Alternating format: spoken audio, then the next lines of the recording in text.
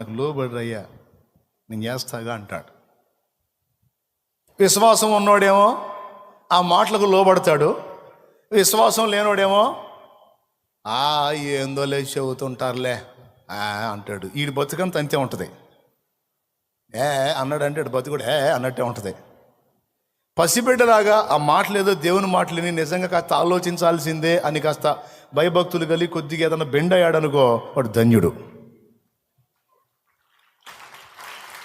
వెటకారాలు చేశాడనుకో, తిప్పాడనుకో, మట్టి బొమ్మకి నీకే అన్ని ఎచ్చులుంటే మరి దేవుడి సంగతి ఏంది? వెటకారం చేయటం నీకేనైంది, ఆయనకి ఇంకా బాగా తెలుసు.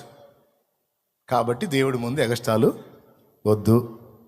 ఆశ కలిగి వచ్చావు కనుక చెప్పింది మర్యాదగా ఇను, కాస్త మార్చుకో, నడత దిద్దుకో, బాగుపడతావని చెబుతున్నాడు ఆడ. ఇంకేం చెప్పాలా? అయిపోయింది ప్రసంగం.